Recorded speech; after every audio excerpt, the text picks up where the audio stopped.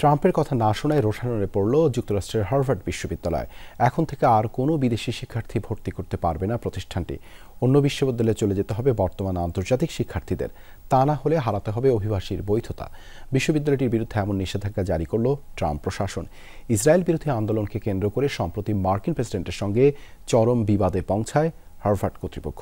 Ifad রোশেক spark মিক্সে আছে সবচেয়ে বেশি মশলার সংমিশ্রণ। ইফাদ রোশেক স্পার্ক মিক্স মশলা। বিতর্ক যেন কাটছেই না যুক্তরাষ্ট্রের সবচেয়ে পুরনো বিশ্ববিদ্যালয় হার্ভার্ডকে ঘিরে। কথা না শোনায় মার্কিন প্রেসিডেন্টের একের পর এক ক্ষুব্ধ সিদ্ধান্তের বলি হতে হচ্ছে সুপ্রাচীন শিক্ষা প্রতিষ্ঠানটিকে। কখনো হারাতে হয় ফেডারেল তহবিল, আবার কখনো হুমকি আসে কর ছাড় সুবিধা বাতিলের। তবুও ফিলিস্তিনপন্থী বিক্ষোভ ইস্যুতে মার্কিন প্রেসিডেন্ট ট্রাম্পের মুখোমুখি অবস্থান নেয় হার্ভার্ড বিশ্ববিদ্যালয়। এবার ক্যাম্পাস প্রাঙ্গণে ইসরায়েল বিরোধী বিক্ষোভের জেরে হার্ভার্ড বিশ্ববিদ্যালয়ের স্টুডেন্ট অ্যান্ড এক্সচেঞ্জ ভিজিটর প্রোগ্রামই বাতিল করে দিল ট্রাম্প প্রশাসন। অর্থাৎ আর কোনো বিদেশি শিক্ষার্থী ভর্তি করতে পারবে না প্রতিষ্ঠানটি। অন্য বিশ্ববিদ্যালয়ে চলে যেতে হবে অধ্যয়নরত আন্তর্জাতিক শিক্ষার্থীদের, অন্যথায় হারাতে হবে অভিবাসীর বৈধতা। বৃহস্পতিবার মার্কিন স্বরাষ্ট্র মন্ত্রণালয় থেকে প্রকাশিত এক বিজ্ঞপ্তিতে দেওয়া হয় এমন নির্দেশনা, যেটিকে দেশটির অন্যান্য শিক্ষা প্রতিষ্ঠানের জন্য সতর্কবার্তা হিসাবে মনে করছেন বিশ্লেষকরা।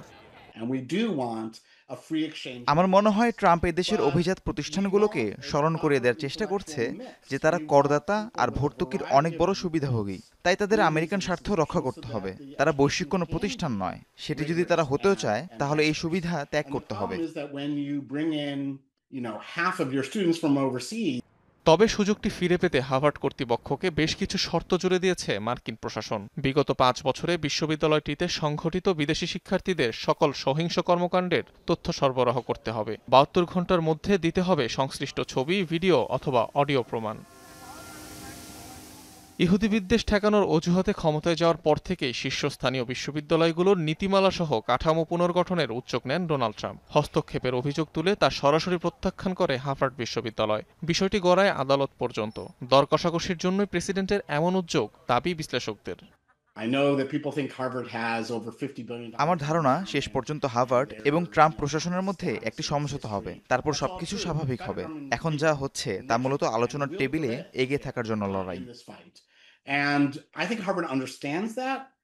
বর্তমানে হার্ভার্ড বিশ্ববিদ্যালয়ে পড়াশোনা করছেন বিভিন্ন দেশের প্রায় 7,000 শিক্ষার্থী। অনিক রহমান, যমুনা নিউজ।